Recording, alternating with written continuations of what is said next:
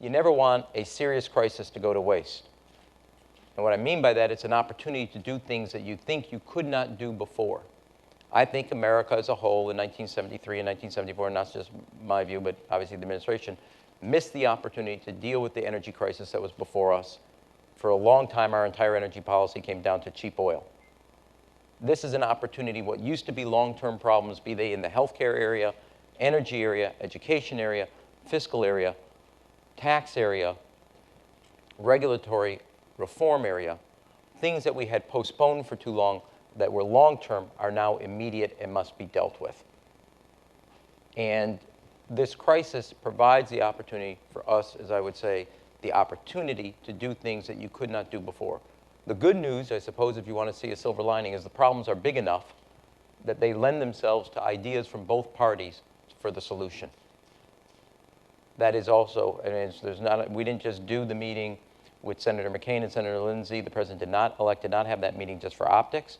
We covered very serious issues as it relates to spending reforms on government approach. He brought the idea of defense procurement. We brought the idea of his corporate welfare commission, but how to spend money different, because it's not an argument about big government versus small government, but more effective government, so you actually are getting your bang for the buck that the taxpayers and all those who put money into it expect, whether that be in the area of education or healthcare.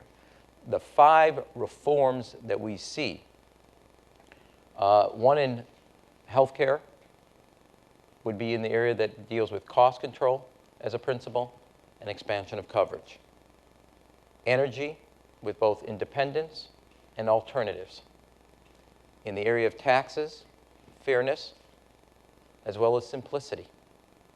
In the area of education, there's got to be fundamental reforms there as it relates to making sure that we are effectively training the workforce, and I'm glad to see that I think your second principle is an educated, trained workforce. You cannot be in an era of where you earn what you learn and have both our education system from K to 12 as well as our access to higher education, and I'm not just talking about 4-year, but also community colleges, that needs a fundamental overhaul that is the bridge fundamentally to the future.